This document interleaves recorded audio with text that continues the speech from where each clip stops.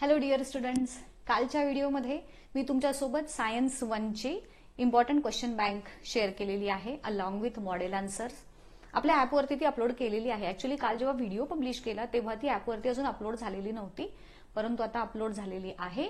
अक्षता किरपेकर हे तुम्ही प्ले स्टोअरवरती जाऊन नाव सर्च केलं की तुम्हाला आपलं ॲप दिसेल. तुम्ही त्याच्यातून क्लास 10th मध्ये ऍक्सेस करा, तिथे तुम्हाला ती क्वेश्चन बँक मिळून जाईल. राईट. आज आपण बघणार आहोत सायन्स 1 चेच पूर्ण सिलेबसवरचे काही इम्पॉर्टंट डायग्राम जे तुम्हाला बोर्ड एक्झाम मध्ये ड्रॉ करायला विचारले जातात. अल्सो तुम्हाला त्याच्यावरती डायग्राम बेस्ड क्वेश्चन्स पण विचारले जातात. डायग्राम ड्रॉ करण्याच्या काही टेक्निक्स देखील मी तुम्हाला सांगणार आहे की जिथं तुमचे मार्क जाण्याची शक्यता असते. एकदम इझी गोष्टी आहेत, त्या तुम्ही फॉलो केल्यात की तुम्हाला ह्या डायग्रामवाल्या क्वेश्चन्स मध्ये देखील छान मार्क्स हे मिळणार आहेत. सो ओव्हरऑल व्हिडिओ खूप महत्वाचा आहे. नीट बघून घ्या, समजून घ्या. मी सांगते त्या पद्धतीनं प्रॅक्टिस करा डायग्राम ड्रॉ करायची. बऱ्याच मुलांचा हा प्रॉब्लेम आहे की त्यांना डायग्राम्स नीट काढता येत नाहीत. सो दरवेळेस डायग्रामच्या क्वेश्चन्सना ऑप्शन हा असतो, परंतु ह्या वर्षी असेलच असं सांगता येत नाही. कंपल्सरी जेव्हा किंवा इव्हन 5 मार्काच्या प्रश्नामध्ये तुम्हाला डायग्राम ड्रॉ करायला विचारले जाऊ शकते. सो केवळ डायग्राम नाही ड्रॉ करतायत प्रॉपर म्हणून तुमचे मार्क जाता कामा नयेत. यासाठी हे नीट समजून घ्या कशा पद्धतीनं तुम्हाला डायग्राम काढायचे. सो सगळ्यात पहिली डायग्राम मी इथं जी शॉर्टलिस्ट केलेली आहे ती फ्लेमिंगचा लेफ्ट हँड रूल आणि दुसरी आहे ती राईट हँड रूल. मी दोन्ही ऍट अ टाइम एक्सप्लेन करते बिकॉज ह्यांचा तुम्ही ना कंपॅरेटिव्ह स्टडी करा.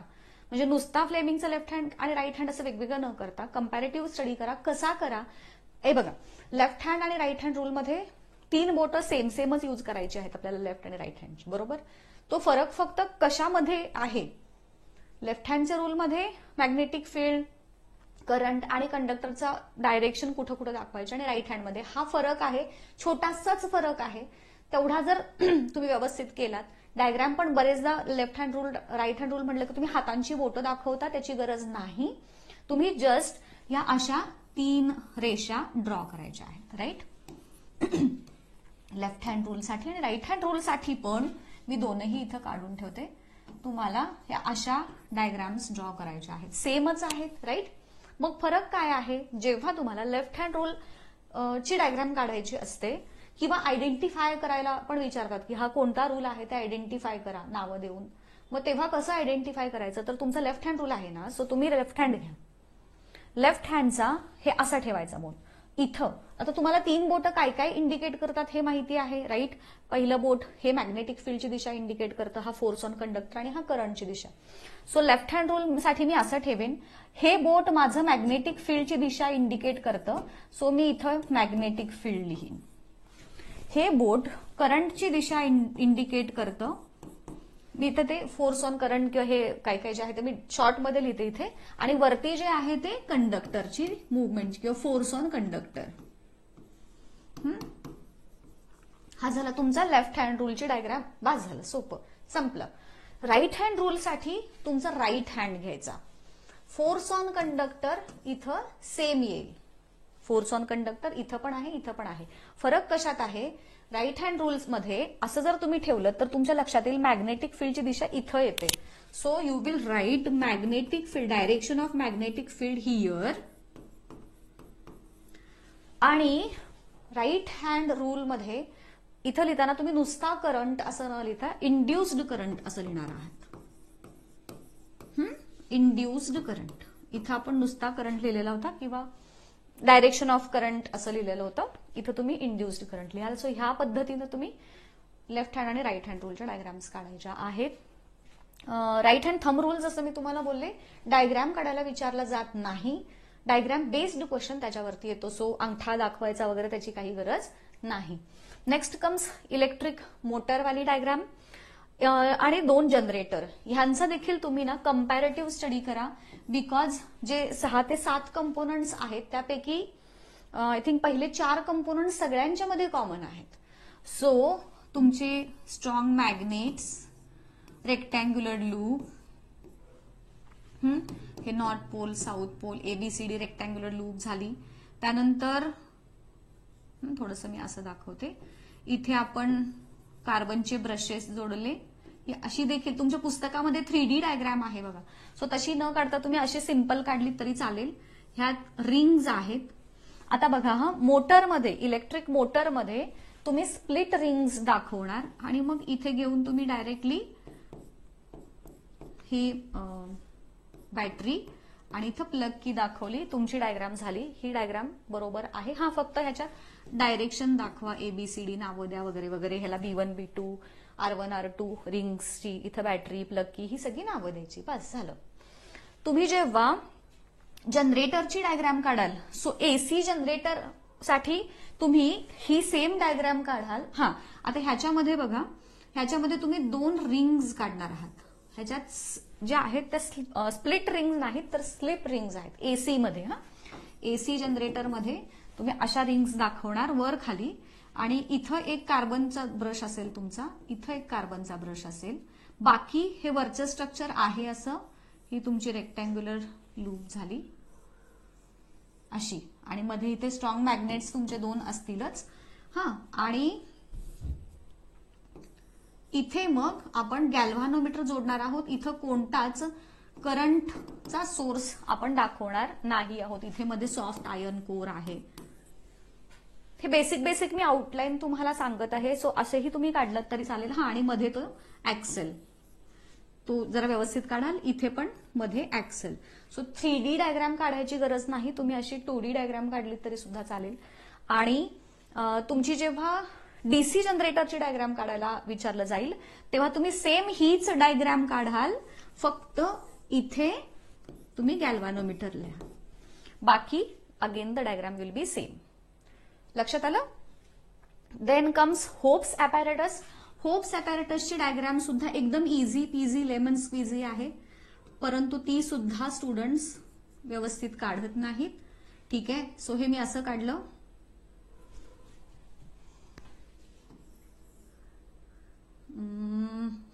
ठीक आहे, असंच काढूयात आपण.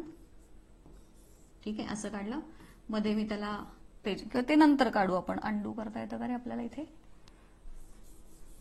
ते मधला आपण जरा डिझाईन वगैरे नंतर काढू, आधी बेसिक शेप काढून घेऊयात. या पद्धतीनं काढलं समजा. आणि मध्ये इथं आपला सिलेंड्रिकल जो काय म्हणतात ह्याला रे, फ्रीजिंग मिक्सचर ठेवायचं आहे. आणि इथे त्याचं आउटलेट दाखवाल तुम्ही. इथं T1 थर्मोमीटर येईल, इथं T2. कुठंही, हा, डायग्राम काढताना बरं लक्षात आलं माझ्या, डायग्राम काढताना चुकून सुद्धा कुठंही, इफ यू हॅव ऑब्झर्व्ड, मी कुठेही डायग्राम काढताना गिरवलेलं नाही आहे. 2-3 गोष्टी त्याच्या आहेत फायदा. एक म्हणजे पटकन काढून होते, ऍज यू हॅव सीन. समजा मी असं काढत बसले, बघा असं, किती वेळ लागतोय ना हे सगळं काढायला. आणि हे आता तुम्ही विचार करा, हे चांगलं दिसतंय का ह्या रेषा चांगल्या दिसतात? ऑब्व्हियसली ह्या चांगल्या दिसतात, एकसारख्या ज्या काढलेल्या असतात त्या. सो कधी सुद्धा नेव्हर एव्हर डायग्राम अशा पद्धतीनं गिरवागिरवी करत काढायची नाही. हा बेस ह्याचा आहे ना, सो इथं आपण एक कंटेनर ठेवूयात ते पाणी गोळा करण्यासाठी. आणि मग हा, इथं हे दाखवलं आपण, इथे हे फ्रीजिंग मिक्सचर ठेवलं. सो ह्या पद्धतीनं सुद्धा तुम्ही इथे दाखवू शकता. सो ही झाली होप्स ॲपॅरेटसची. ह्या पद्धतीनं नावं तुम्ही द्यालच नंतर. त्यानंतर स्पेसिफिक हीट कपॅसिटीची डायग्राम, ती जी आयर्न, लीडची आणि कॉपरची स्पियर्स आहेत ती वाली डायग्राम. हीट एक्सचेंज वाली म्हणजे त्या कॅलरीमीटरमध्ये 2, म्हणजे एक हॉट ऑब्जेक्ट एक कोल्ड ऑब्जेक्ट, सॉरी, एक हॉट ऑब्जेक्ट एक कोल्ड ऑब्जेक्ट आपण ठेवल्यानंतर त्यांच्यामध्ये कशी हीट एक्सचेंज होते ती वाली डायग्राम तुम्हाला इथं ड्रॉ करायची आहे. रिफ्रॅक्शन थ्रू ग्लास स्लॅब, ही देखील तुम्हाला थिअरी ऍज वेल एज प्रॅक्टिकल दोनही मध्ये काढायला विचारली जाते. Dispersion of light through prism, ह्याच्यामध्ये पण एकदम सोपी डायग्राम आहे.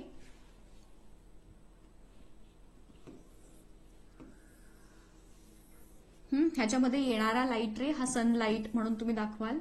इथं त्याचं सेपरेशन झालं, रेड लाईट, व्हायोलेट लाईट.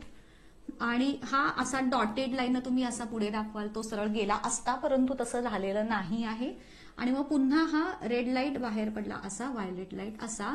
आणि for the sake of drawing तुम्ही हे असे मधले तानापी ही निपाजा व्हिपग्वायर जे आहेत ते तुम्ही काढून दाखवू शकता. हे रेड, व्हायोलेट वगैरे हे सगळे प्रत्येकामध्ये असं हे देऊन त्याचं शॉर्टमध्ये व्हिपग्वायर करून टाका. हा इथं व्ही, इथं आर आहे, मधला व्हिपग्वायर करून टाकायचा. हे मात्र न विसरता करा, नुसता आर आणि व्ही असं करू नका. मे बी जाऊ शकतात मार्क, बिकॉज तुम्ही आतले जे कलरचा जो स्पेक्ट्रम आहे तो दाखवलेला नाहीये म्हणून. त्यानंतर टोटल इंटरनल रिफ्लेक्शन आणि पार्शियल रिफ्लेक्शनची डायग्राम सुद्धा तुम्हाला ड्रॉ करायला विचारली जाऊ शकते. ती देखील तुम्ही कशी काढाल, जस्ट एकच लाईट रे मी काढून दाखवते. इथं तुमचा सोर्स आहे, हे आपलं वॉटर मीडियम आहे आणि हा एअर मीडियम आहे. लाईट रे इथून इथं गेला, हा नॉर्मल दाखवायचा आणि डेन्सर टू रेअरर जाते, so it will bend away from normal. This is I1 आणि दिस इज R1. प्रत्येक याच्यामध्ये समजा दुसरा लाईट रे मला इथं दाखवायचा आहे, हा नॉर्मल, हा I2 आणि हा R2. प्रत्येक मध्ये I1 पेक्षा I2 मोठा, R1 पेक्षा R2 मोठा येतोच, म्हणजे आपोआपच येतो. सो अशा पद्धतीनं तुम्ही ही डायग्राम काढू शकता. रेनबो फॉर्मेशन मध्ये सुद्धा त्याच्यात जे टोटल इंटरनल रिफ्लेक्शन होतं रेनबो फॉर्मेशन मध्ये, ती मी काढून दाखवते तुम्हाला.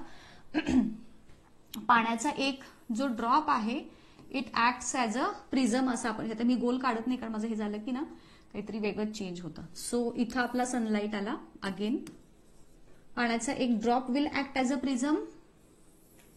हे इथं गेला रेड लाईट, इथं गेला व्हायोलेट लाईट, पुन्हा हा व्हायोलेट लाईट इथे आला, हा रेड लाईट इथे आला आणि मग denser to rarer away from normal हा असा गेला.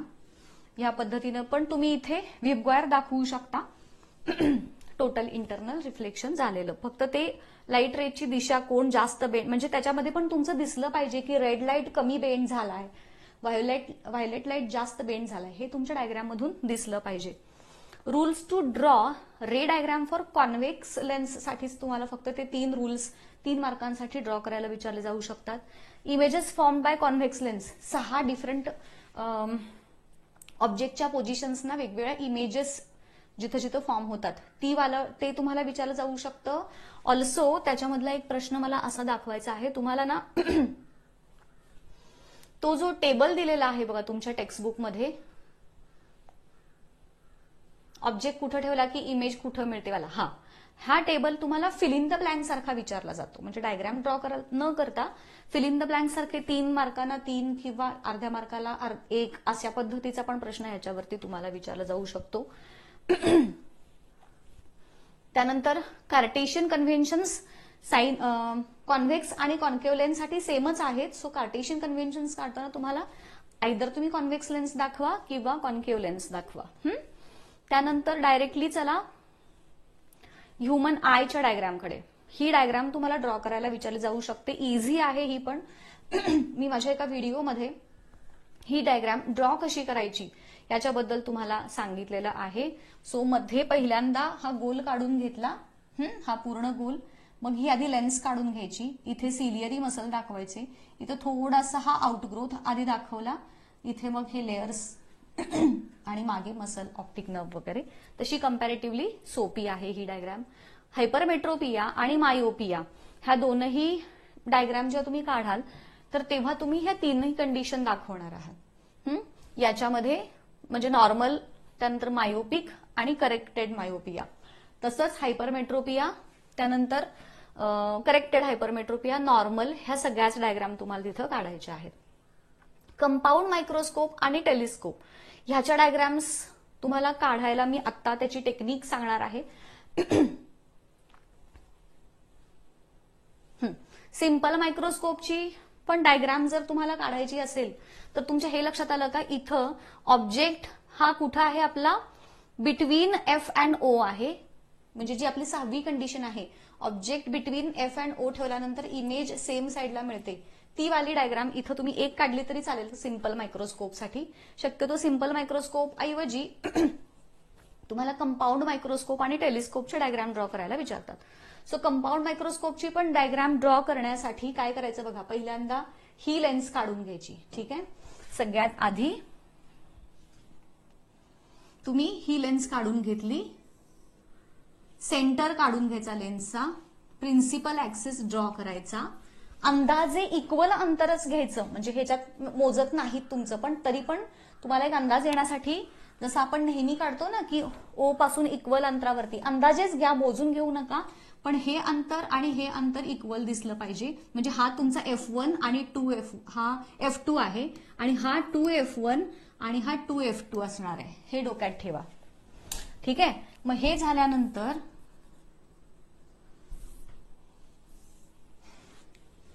ऑब्जेक्ट कुठे ठेवलेला आहे? बियॉन्ड F1 आपल्या, किंवा between F1 and 2F1 object ठेवलाय. हे इमॅजिन करा. इथं F1च्या पलीकडे कुठेही ठेवा आणि मग इमेज आपल्याला बियॉन्ड 2F2 मिळते.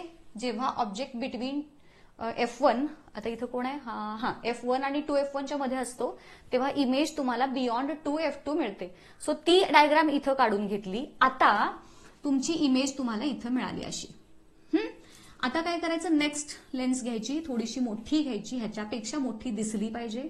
परत ह्या लेन्सचा सेंटर आणि ह्या लेन्सचा, पहिल्या लेन्सचा जो 2F2 आहे तो दुसऱ्या लेन्सचा फोकस असणार आहे. नीट ऐकताय का? पहिल्या लेन्सचा 2F2 म्हणजे दुसऱ्या लेन्सचा फोकस. आणि मग ऑब्जेक्ट ऍट फोकस असताना इमेज, ऑब्जेक्ट कुठे आहे आता? बिटवीन F आणि O असणार आहे. फॉर सेकंड लेन्स, आयपीस लेन्ससाठी object between F and O, म्हणजेच इमेज कुठे मिळणार? ऍट द सेम साइड वाली ही अशी. आता ह्याच्यामध्ये तुम्हाला थोडासा जुगाड करायचा आहे. समजा हे खूप मोठं आलं तर ही इमेज आधी काढून घ्यायची. इथं कुठं काढून घ्यायची? ह्या Fचा, म्हणजे इथं तुम्ही जो ऑब्जेक्ट काढलाय की नाही त्याच्या थोडंसं पलीकडं ही आधी इमेज काढून घ्यायची आणि मग त्या अकॉर्डिंगली हे लाईट रेज तुम्हाला ऍडजस्ट करायचे आहेत. सो ही झाली कंपाऊंड मायक्रोस्कोपची डायग्राम. अशीच टेलिस्कोपची जेव्हा तुम्ही डायग्राम काढाल तेव्हा तुमचं ऑब्जेक्टिव्ह लेन्स खूपच मोठी दिसली पाहिजे आणि आयपीस लेन्स थोडीशी छोटी दिसली, मोठी आणि चपटी दिसली पाहिजे. आणि लाईट रेज येताना समजा आता बघा ह्याच्या स्टेप्स कशा तुम्ही ड्रॉ कराल. सगळ्यात आधी मी ही अशी ऑब्जेक्टिव्ह लेन्स काढून घेतली, त्याचं सेंटर O, मग प्रिन्सिपल ऍक्सिस काढून घेतला. आता काय आहे बघा, हा ह्या पहिल्या लेन्सचा फोकस आहे. इकडचा फोकस तुमचा नाही दिसला तरी चालेल, दाखवला तरी चालेल. म्हणजे जेवढ्या अंतरावर हे आहे ना, हे तेवढंच अंतर इकडे हे असू देत. आता काय आहे? ऑब्जेक्ट इन्फिनिटी कडून येत आहे आपल्याकडे, पण ते लाईट रे इन्फिनिटी कडून येणारे आपण पॅरलल एक्झॅक्टली नाही दाखवलेले आहेत. प्रिन्सिपल ऍक्सिसला थोडंसं टिल्टेड दाखवलेत. आणि इमेज ही आपली त्या ऑब्जेक्ट पासून मिळणारी इमेज आहे, which is real and inverted. आणि ऐका आता मी काय सांगते, हा जो फोकस आहे पहिल्या लेन्सचा तोच दुसऱ्या लेन्सचा पण फोकस आहे. तुम्ही जर बघितलं असेल तो this is the focal length of lens first आणि this is the focal length of second lens. म्हणजेच पहिल्या लेन्सचा फोकस आणि दुसऱ्या लेन्सचा फोकस हा एकच आहे. फोकल लेंथ ही जरी वेगवेगळी असली प्रत्येकाची, पण फोकस हा सेम आहे. हे डोक्यात ठेवा, असं दाखवायचं आपल्याला. आणि इथं काय आहे? ऑब्जेक्ट ऍट फोकस आहे, इमेज ऍट इन्फिनिटी मिळणार तुम्हाला. अशी ही डायग्राम तुम्हाला रिफ्रॅक्टिंग टेलिस्कोपची काढायची आहे. लक्षात आलं? त्यानंतर Wilfley table method, hydraulic separation method, magnetic separation, froth flotation, electrolytic reduction of alumina, त्यानंतर formation of H2O2 N2 chlorine H2O NH3, हे जे आहेत तुमच्या बुकमध्ये दिलेले हे देखील डायग्राम ड्रॉ करायला तुम्हाला विचारले जाऊ शकतात. राईट? सो एवढ्या डायग्रामची प्रॅक्टिस करा. काढून झालं या पद्धतीने एकदा ट्राय करा आणि मला कमेंट करून सांगा की छान जमल्या किंवा नाही जमल्या किंवा काय अडचण आली असेल तर मला नक्की कमेंट करून सांगा. ठीक आहे? इथेच थांबूया आजच्या व्हिडिओमध्ये. भेटूयात पुढच्या व्हिडिओमध्ये. Till then good bye. Thank you and all the best.